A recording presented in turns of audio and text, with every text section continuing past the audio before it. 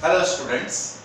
In the previous video we have discussed about the AC circuit contain only resistance. Now in this video we are going to study about the AC circuit contain only inductor. So this is our second circuit जो हमें discuss करना है.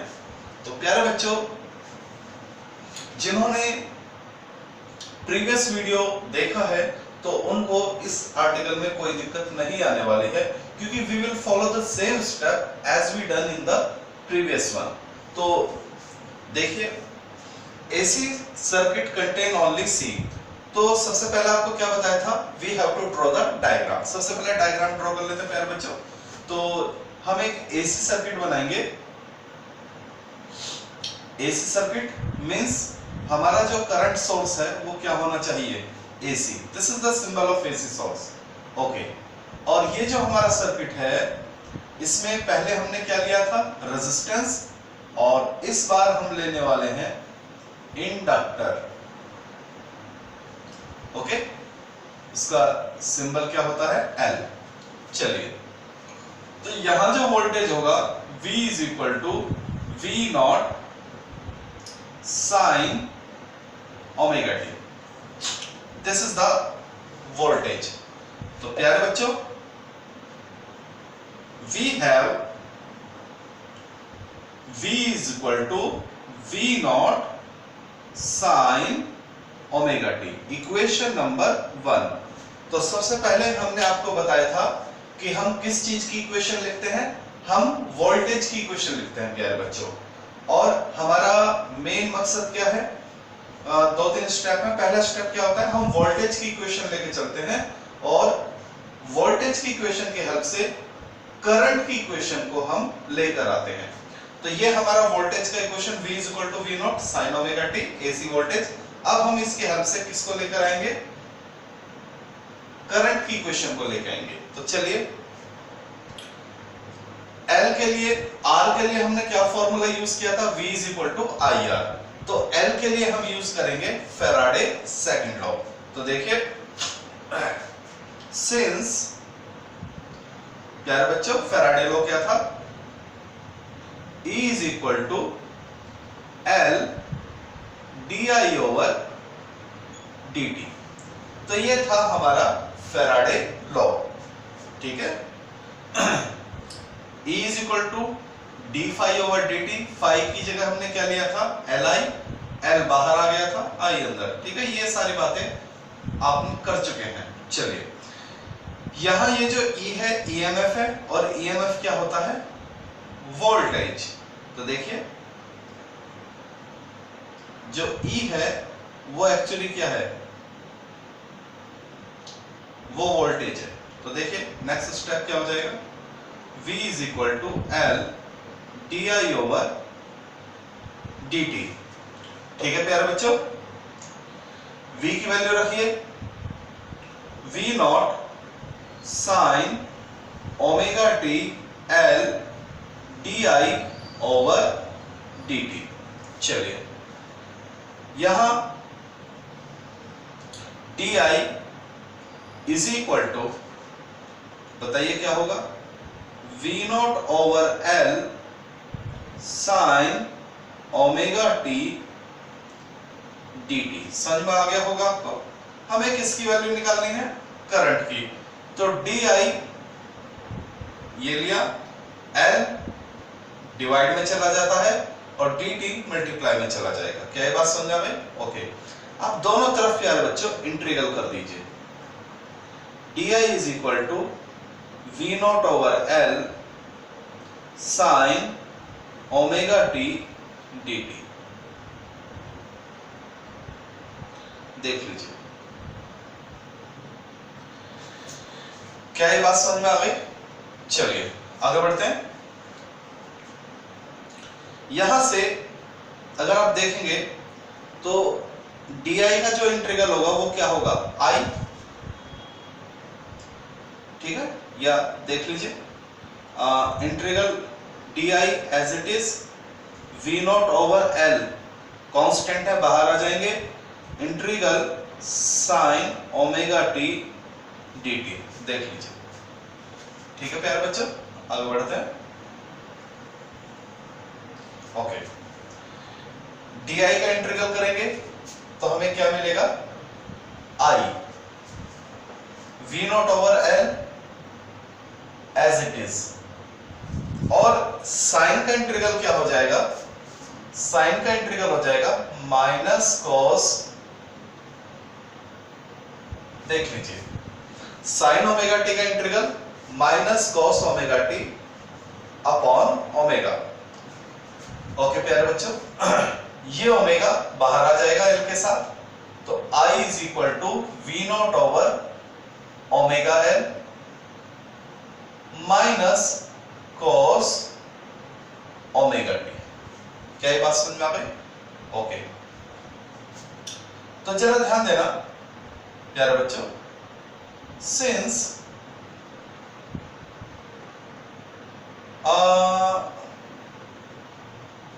Cos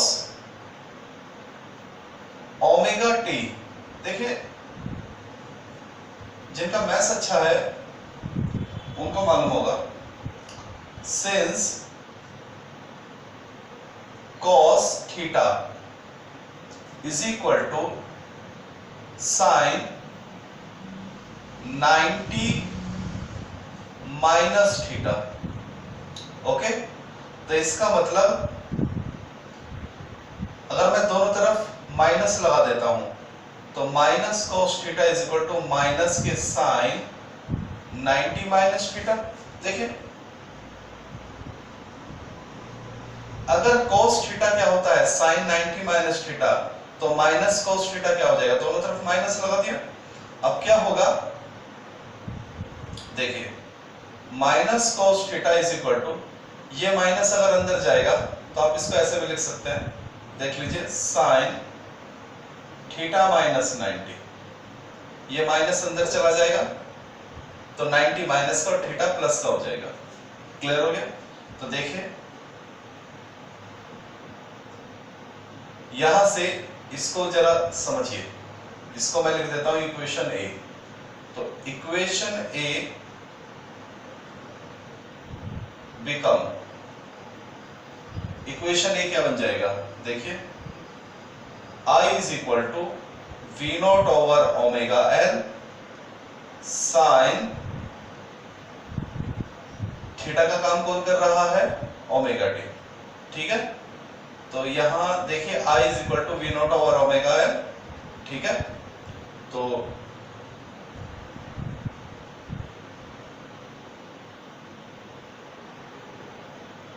omega T minus 90, ठीक है।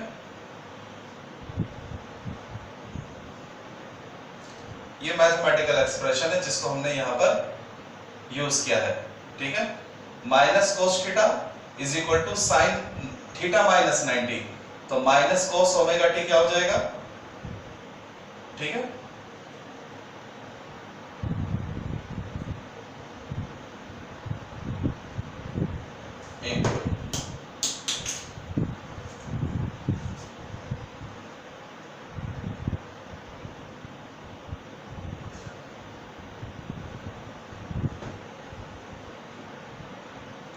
Equation A become I is equal to V naught over omega L minus cos theta, ठीक है। तो minus cos theta, तो ये क्या बन जाएगा, सही तो है ये, साइन ओमेगा टी माइनस 90, ठीक है बेटा। तो ये हमारा फॉर्मूला बन जाएगा, ठीक है। ये देख लेना, ये मैथमेटिकल एक्सप्रेशन है, तो माइनस ओमेगा टी क्या बन जाएगा, साइन ओमेगा टी माइनस 90। कैसा आया, यहां से। चलिए, दिस इज आवर इक्वेशन 1 और ये हमारी हो गई इक्वेशन 2, इक्वेशन 1 और इक्वेशन 2। ओके, अब इस इक्वेशन नंबर इसको 2 को 1 मिनट छोड़िए। अच्छा, यहां से अब एक बहुत ही इंपॉर्टेंट टर्म हम पढ़ने वाले हैं प्यारे बच्चों। ये जो ओमेगा एल है, ये जो नीचे ओमेगा एल है, लेट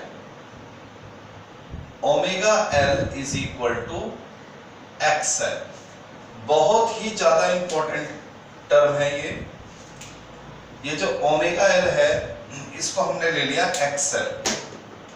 ठीक है प्यारे बच्चों, यहां ये जो एक्सएल है इसका नाम है where XL is equal to inductive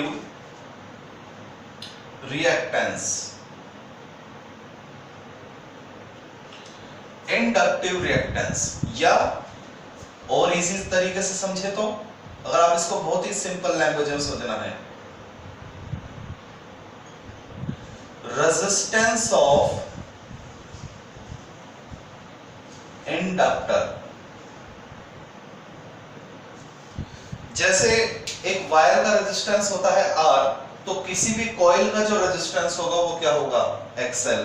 inductor कौन होते हैं, जितने भी कॉइल होती है वो सारे इंडक्टर ही होते हैं। ठीक है, तो किसी भी इंडक्टर या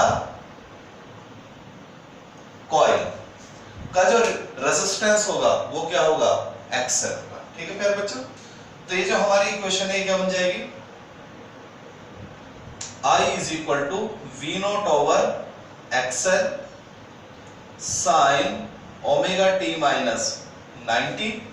और प्यारे बच्चों, वोल्टेज अपॉन रेजिस्टेंस, वोल्टेज देखो ऊपर क्या है वोल्टेज, नीचे क्या है रेजिस्टेंस, तो वोल्टेज अपॉन रेजिस्टेंस क्या बन जाता है, करंट। और करंट कैसा होता है, जैसी वोल्टेज होती है वैसा ही करंट होता है। तो वोल्टेज क्या है, पीक, तो करंट भी क्या हो जाएगा, peak. Sign omega T minus 90, this is equation number 2। तो देखिए प्यारे बच्चों, वोल्टेज का इक्वेशन लेकर चले और हम किसका इक्वेशन लेकर आ गए, करंट का इक्वेशन लेकर आ गए। किसको यूज करते हुए, कॉइल के लिए कौन सा फॉर्मूला होता है, यही फॉर्मूला होता है फैराडे वाला। तो यहां तक आप देख लीजिए, हमारा पहला काम जो था, जो मैंने आपको सिखाया था, कि जब भी हम कोई सर्किट सॉल्व करते हैं तो हम क्या करते हैं, वोल्टेज का फॉर्मूला लेके चलते हैं और करंट का फॉर्मूला लेकर आते हैं। अब हम वोल्टेज और करंट की इक्वेशन को से क्या करेंगे, एक ग्राफ बनाएंगे, जैसे पिछले वीडियो में बनाया था। तो देख लीजिए, we have V is equal to V naught sin omega t, I is equal to I naught sin omega T minus 90। ठीक है प्यारे बच्चों, π/2 लिख दीजिए, 90 लिख दीजिए, कोई दिक्कत नहीं है। ठीक है, तो जब हम यहां पर देखिए, we are going to draw the graph.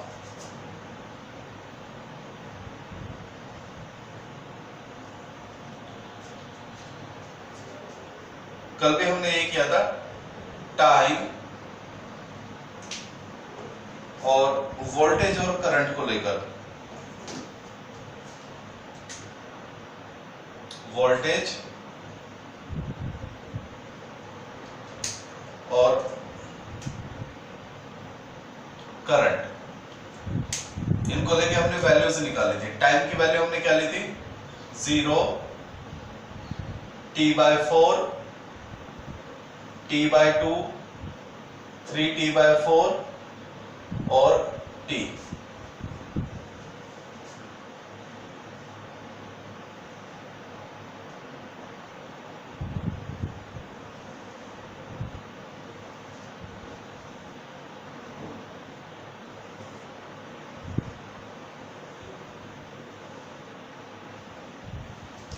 ये टेबल हम बनाएंगे, कल भी बनाया था। और जब इस टेबल की हमारी वैल्यूज आ जाएंगी, then we will draw the graph between the voltage and the current. This is time 0, T/4, T/2, 3t/4 and t, current I0 minus I0, voltage V0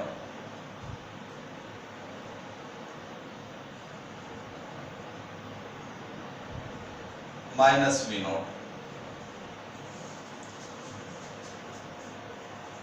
चलिए,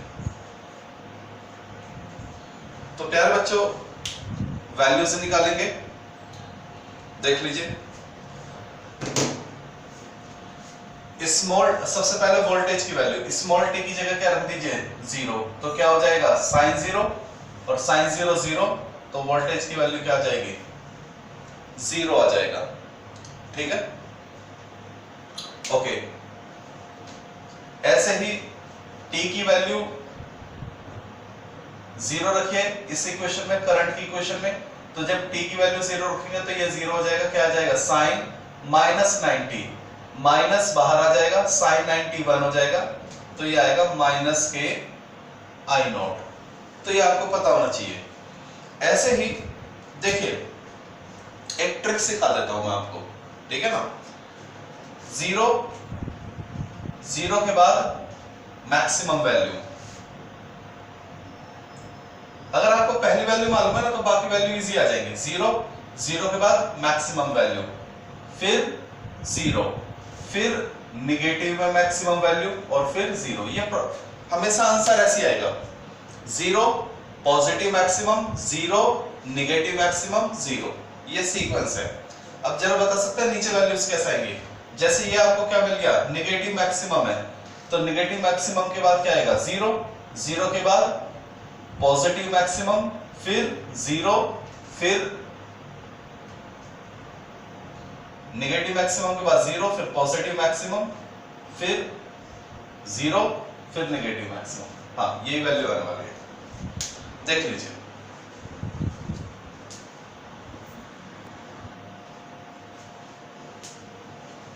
ओके बच्चों, अब जरा इनका ग्राफ हम बनाएंगे। We are going to draw the graph. तो देखिए जरा ग्राफ कैसे बनेगा।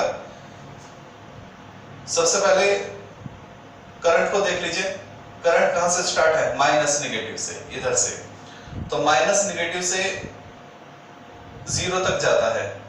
जब टाइम 0 है तो करंट की वैल्यू माइनस निगेटिव, t जब टाइम t/4 है तो करंट की वैल्यू 0, यानी करंट इस तरह से मूव करता है, ये इस तरह से। t/4 से t/2 तक कैसे जाता है, 0 से मैक्सिमम, ये इस तरह से 0 से मैक्सिमम जाएगा। उसके बाद 3t/4 पे फिर 0 हो जाएगा, और उसके बाद फिर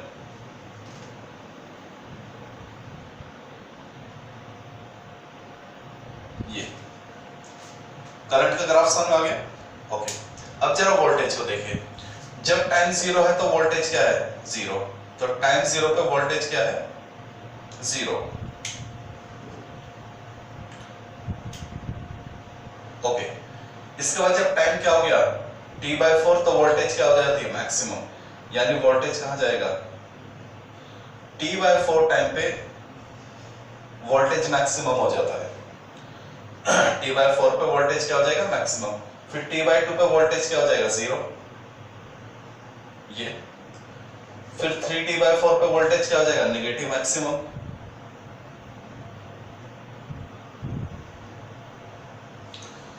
फिर t पे क्या हो जाएगा 0। तो देख लीजिए, ये है वोल्टेज और करंट के graph. This is voltage and this is current. तो इसमें अगर आप देखेंगे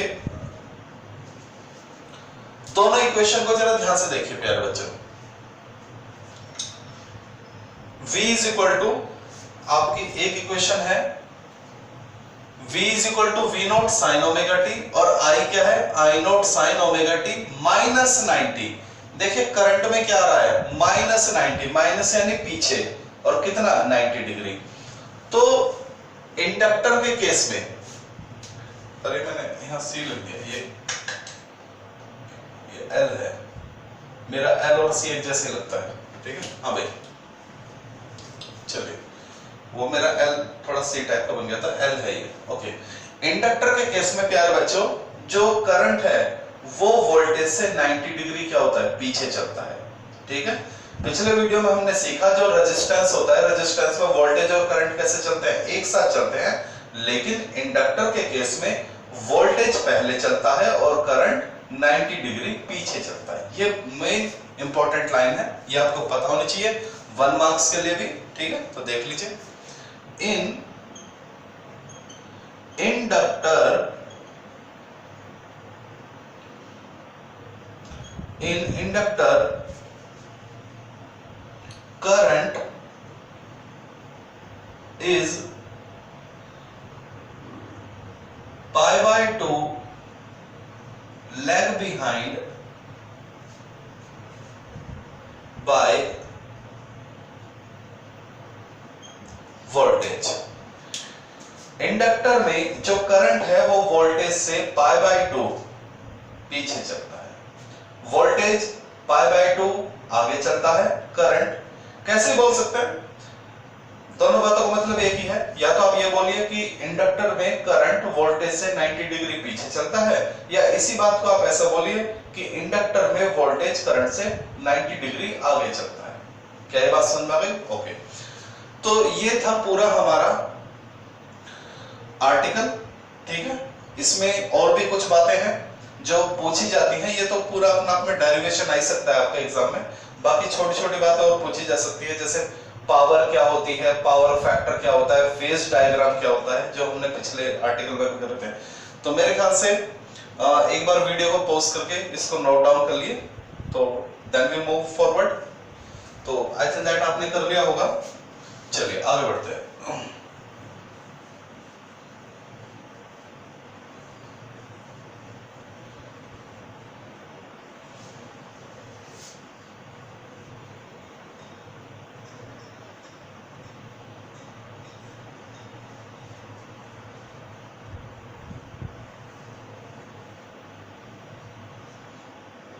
चलिए बेटा, तो यहां तक तो हमने कर लिया है। कुछ बातें जो एग्जामिनर हमसे पूछ लेता है, सबसे पहले हमसे पूछा जाता है phase diagram, phase angle, phase angle. इस केस में फेज एंगल कितना होगा, तो देखिए दोनों के बीच में कितना एंगल है, 90 डिग्री। वोल्टेज आगे चलता है और करंट किस उससे क्या 90 डिग्री पीछे चलता है। तो यहां पर जो फेज एंगल है, दोनों हमेशा एक दूसरे से कितना एंगल बनाएंगे, 90 डिग्री। दोनों एक दूसरे से हमेशा कितना एंगल बनाएंगे, 90 डिग्री, ओके।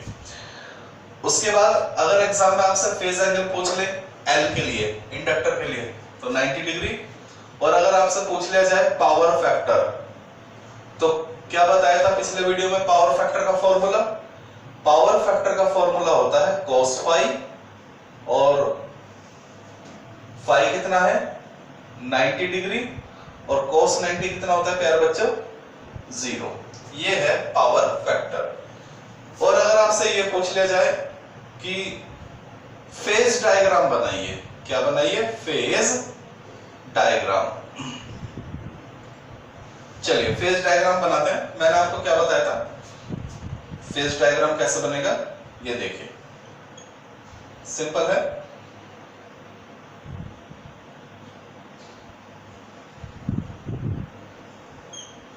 ओके, सबसे पहले क्या कीजिए, वोल्टेज ड्रॉ कर लीजिए प्यारे बच्चों। सबसे पहले मैं आपको इसी तरीके से बताता हूं, पहले बनाइए वोल्टेज के लिए वेक्टर।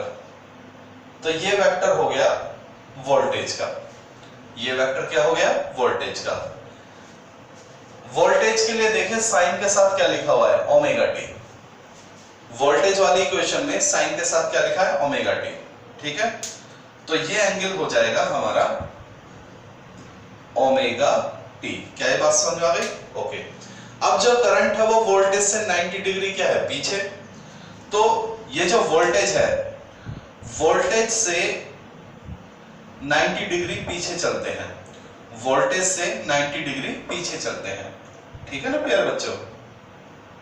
कोऑर्डिनेट में छोटी क्लास में मैथ्स में आपने सीखा होगा कोऑर्डिनेशन में कि जब भी हम एंटी क्लॉकवाइज चलते हैं तो एंगल प्लस होता है, और जब हम क्लॉकवाइज चलते हैं तो एंगल क्या होता है, माइनस होता है। तो यहाँ 90 के आगे क्या लिखा हुआ है, माइनस, तो माइनस का 90 है, यानी हम कैसे चलेंगे, क्लॉकवाइज। तो वोल्टेज की पोजीशन से क्लॉकवाइज चलिए, यानी माइनस। ठीक है। जब हम क्लॉकवाइज चलते हैं, वो ऑटोमेटिक नेगेटिव माना जाता है। तो जो हमारा करंट है, यहां बना दीजिए करंट का वेक्टर। तो ये हो गया आपका फेज डायग्राम। सीधी सी बात, या तो V और I लिख दीजिए, या फिर इनका पूरा फॉर्मूला लिख दीजिए। क्या है V? V is equal to V not sine omega T, और V का फॉर्मूला क्या है, वो I का फॉर्मूला है, I is equal to I not sine omega T minus 90। तो this is the phase diagram. Phase angle, दोनों के बीच में कितने का एंगल, 90 डिग्री। वोल्टेज 90 डिग्री, या तो बोलिए वोल्टेज करंट से 90 डिग्री आगे है, या इसी बात को ऐसे बोलिए करंट वोल्टेज से 90 डिग्री पीछे है। फेज एंगल, दोनों के बीच में 90 डिग्री का एंगल, पावर फैक्टर cos पाई cos 90 0, और ये है फेज डायग्राम। वोल्टेज कहीं भी हो, लेकिन करंट हमेशा उससे क्या होगा, 90 डिग्री पीछे चलेगा। क्या ये बात समझ आ गई? ओके। तो phase angle, power factor, phase diagram, ये सारी बातें हो चुकी हैं। अब इसमें एक बहुत इंपॉर्टेंट चीज आपको पढ़नी है, behaviour of AC current and behaviour of DC current. किसके लिए? इंडक्टर के लिए। बहुत इंपॉर्टेंट है। ठीक है। तो मेरे ख्याल से ये आपने लिख लिया होगा। ठीक है, this you have been done. चलिए यही कर लेते हैं, जगह मिले तो।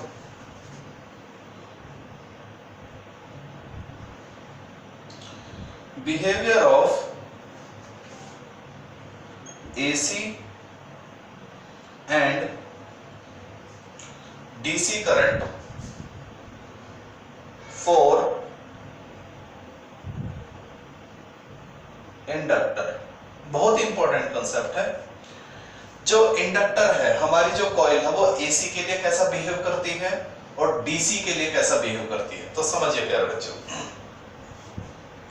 फॉर एसी, जो एसी करंट होता है उसके पास फ्रीक्वेंसी होती है, क्योंकि वो चेंज होता है। वो क्या होता है, एसी करंट क्या होता है, चेंज होता है। तो उसके पास क्या होती है, एसी करंट के लिए जो फ्रीक्वेंसी होती है, फ्रीक्वेंसी F, वो क्या होती है, फाइनाइट होती है। क्या होती है, फाइनाइट। ओके।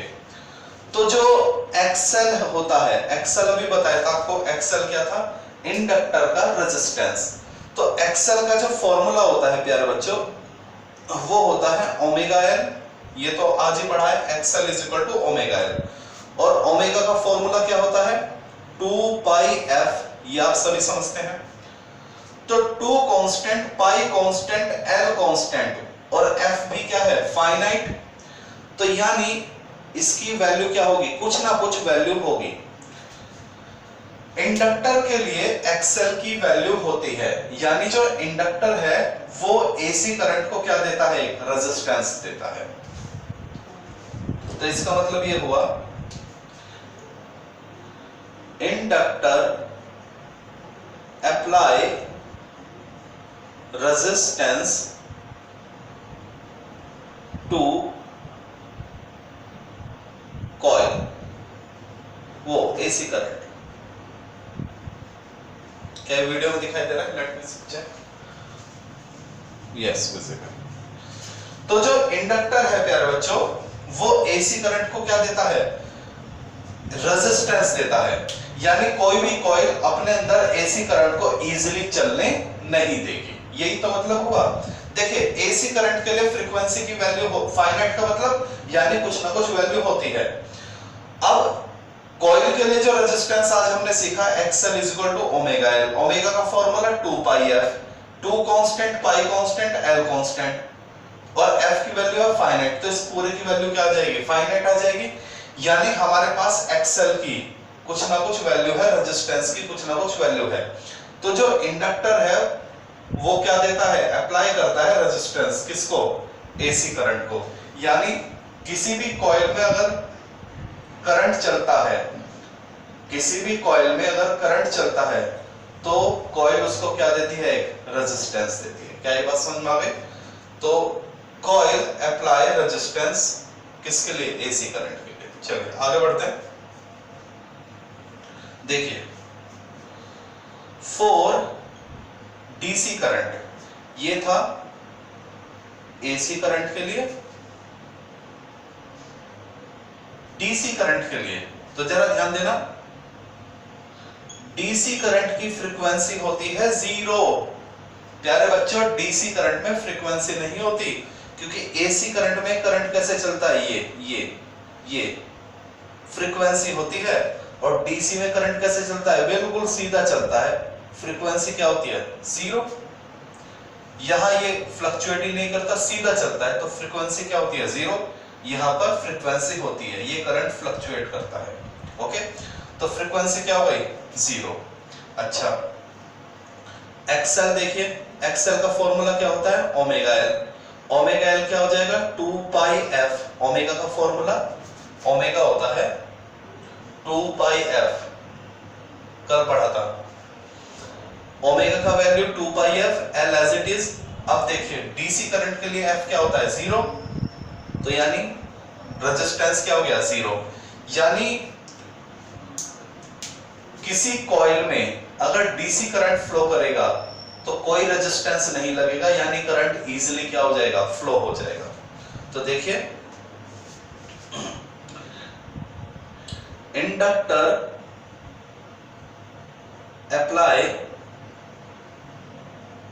नो रेजिस्टेंस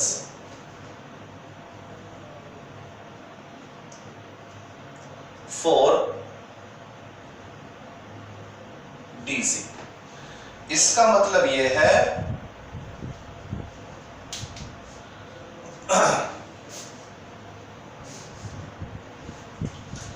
कि जो करंट है वो कॉइल, अगर करंट देखिए, अगर करंट है एसी तो वो कॉइल में धीरे धीरे चलता है, उसको एक रेजिस्टेंस मिलता है, वो उतना नहीं चल पाएगा। लेकिन अगर करंट है डीसी तो इजीली क्या हो जाएगा, फ्लो हो जाएगा, क्योंकि इंडक्टर अप्लाई नहीं करता रेजिस्टेंस, किसको, डीसी को। ठीक है, डीसी करंट कॉइल में क्या, इजीली फ्लो हो जाएगा, बहुत इजीली। ठीक है, तो क्या बात निकल के आई, Hence, DC current flow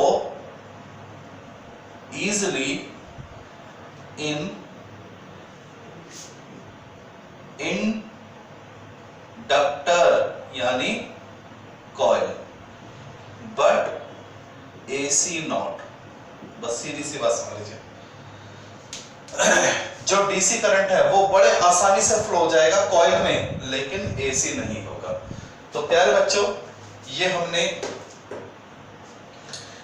article किया किसका, इंडक्टर का। तो सबसे पहले हमने क्या किया, इंडक्टर के लिए वोल्टेज की वैल्यू लेकर चले और करंट की वैल्यू लेकर आए। वोल्टेज का इक्वेशन लेकर चले, करंट का इक्वेशन लेकर आए, दोनों इक्वेशन आ गए। फिर दोनों इक्वेशन की हेल्प से हमने ग्राफ ड्रॉ किया अपना, और हमें पता चला